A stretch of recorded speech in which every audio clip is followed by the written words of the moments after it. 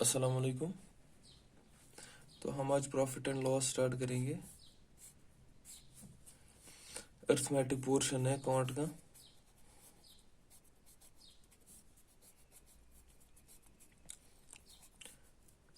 इसमें से miscellaneous questions आते हैं, ठीक है।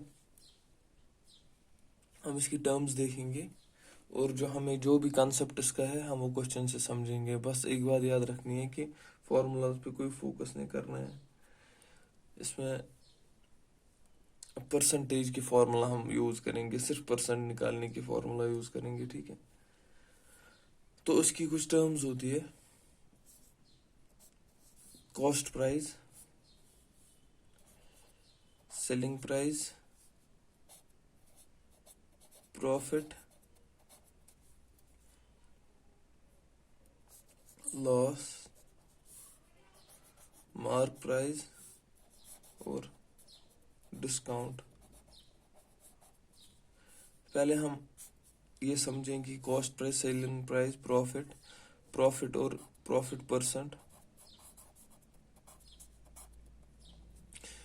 प्रॉफिट और प्रॉफिट परसेंट में ये फर्क है। फॉर एग्जांपल, अगर आपने 10 रुपए का कुछ खरीदा, आपने कहीं से बाजार से 10 रुपए का कुछ लाया और किसी दूसरे बंदे को 12 रुपए में भेजा, तो आपका प्रॉफिट 2 रुपीज हुआ। और जो प्रॉफिट परसेंट है ये 20% है इन टर्म्स ऑफ परसेंटेज। यही इसकी मेन डिफरेंस है। प्रॉफिट आपको इन टर्म्स ऑफ रुपीज है और ये इन टर्म्स ऑफ परसेंटेज है। सेम केस है लॉस के साथ। अगर लॉस आपको 2 रुपए हुए 10 रुपए में से, तो अब क्या लॉस है 2 रुपीज और लॉस परसेंट है 20%, ठीक है। तो अब इसको हम एक क्वेश्चन देखेंगे। इस पे क्वेश्चन है, अ मैन buys। देखिए क्वेश्चन है। उस क्वेश्चन सॉल्व करने से पहले मैं आपको एक चीज बोलूंगा कि जो ये कॉस्ट प्राइस है ये आपको हमेशा 100% कंसिडर करना है। और जो ये टर्म है मार्क प्राइस और डिस्काउंट, ये हम बाद में देखेंगे, क्योंकि जब हम इसके क्वेश्चन करेंगे तब हम मार्क प्राइस और डिस्काउंट देखेंगे। कॉस्ट प्राइस हमेशा हर किसी केस में 100% आपको कंसिडर करना है। फॉर एग्जांपल, अगर आपने 10 रुपए का चीज है, आपके पास 10 रुपए है जेब में, आपको वो 10 रुपए करने 100% consider. 10 rupees is equal to 100%। इस लॉजिक के साथ हम ये क्वेश्चन सॉल्व करेंगे, ठीक है। फिर सेलिंग प्राइस अगर 120% हो सकता है, ठीक है, या 120% ऑफ कॉस्ट प्राइस, ठीक है। तो अब क्या करेंगे, या 20% ऑफ 120% हो सकता है कॉस्ट प्राइस का, ठीक है। तो अब क्या कर सकते हैं हम, अब हम क्वेश्चन में देख के आपको पता चलेगी कि इसका लॉजिक क्या है, सॉल्व कैसे होता है, ठीक है। तो a man buys a cycle for ₹1400 and sells it at a loss of 15%। Find the selling price. हमें सेलिंग प्राइस निकालना है। इसके दो मेथड्स है, एक तो कन्वेंशनल मेथड है और दूसरा है फॉर एग्जाम्पल ट्रिक आप कह सकते हैं, स्मार्ट मेथड आप कह सकते हो उसको।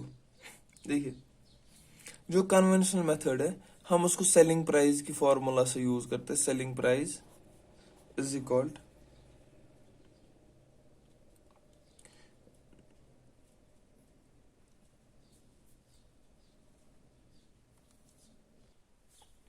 ठीक है, सेलिंग प्राइस इज इक्वल, देखिए इसका लॉस कितना हुआ, 15% इसका लॉस हुआ। तो अब हम लिखेंगे सेलिंग प्राइस का 85% है, 85% ऑफ 1400। ये और ये कैंसिल, 85 इंटू 14 कीजिए आप, वो उसका आंसर निकलेगा। 14 5 जा 70, 14 8 जा 28, 35, 1350। इसका मतलब इसका सेलिंग प्राइस अब 1350 आया, ठीक है।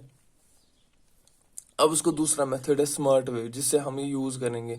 हमें अब इसकी कोई फॉर्मूला, ये मैंने आपके लिए दिखाई कि इसकी ये फॉर्मूला है बेसिकली, बट जो मैं मेथड आपको दिखाऊंगा आपको कोई फॉर्मूला याद नहीं करनी है, ना आपको कभी फॉर्मूला की ज़रूरत ही पड़ेगी इस टॉपिक में, ठीक है।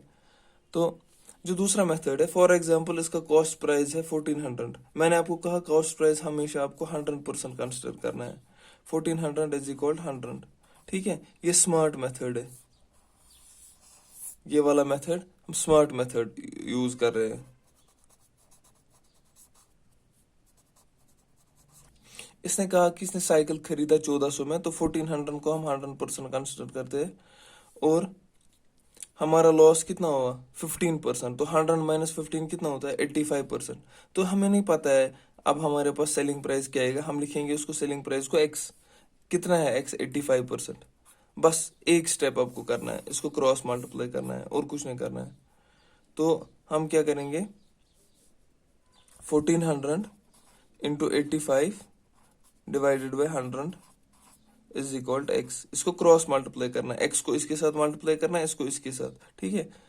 तो वो आएगा ये और ये cancel, 14 into 85 is equal to 1350, ठीक है। ये इसका आंसर आ गया। हर किसी क्वेश्चन में यही टाइप का हम यूज करेंगे अब।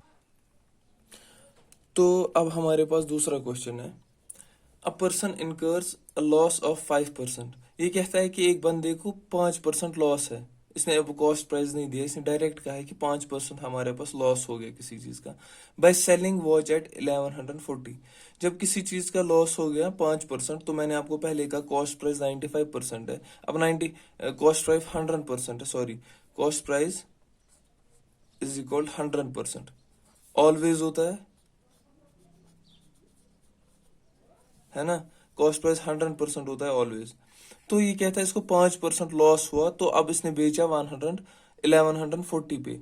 तो ठीक है, हम क्या करेंगे, हम लिखेंगे सेलिंग प्राइस इज इक्वल 95%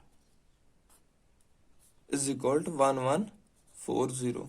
तो ठीक है, सेलिंग प्राइस है 95%, वो है इसके बराबर, क्योंकि इसको 5% ऑलरेडी लॉस हुआ। अब इसने 5% कम पे भेजा, वो आता है 95%, तो वो है 1140।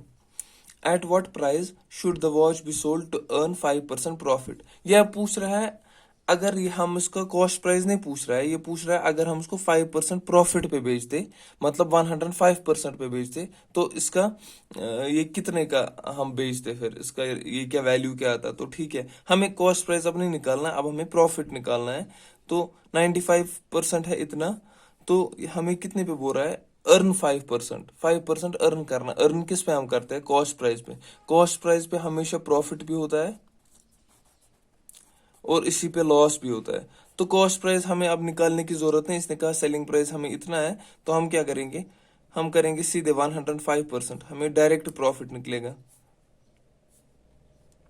105% कितना है, अब इसको क्रॉस मल्टीप्लाई कीजिए, इसको क्रॉस मल्टीप्लाई कीजिए, x is equal 1140 into 105 divided by 95, सीधे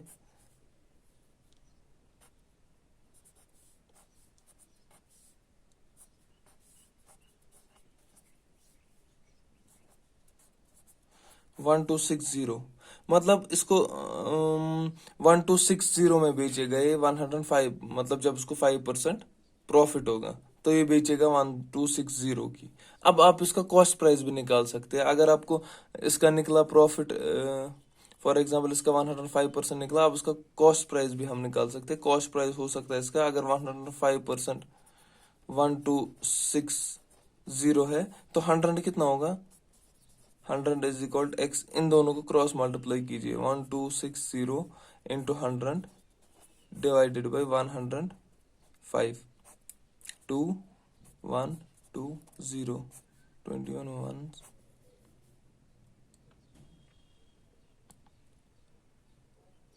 60 12, बस मतलब 1200 होगा इसका आंसर। इसका कॉस्ट प्राइस उसको 1200 है, लॉस हुआ था 5%, वो 1140 में भेजा था। तो प्रॉफिट हुआ, जब ये कह रहा है प्रॉफिट अगर इसको 5% होगा तो 1260 में बेचेगा। तो सिंपल है, ऐसे आप सारे क्वेश्चन सॉल्व कर सकते हो।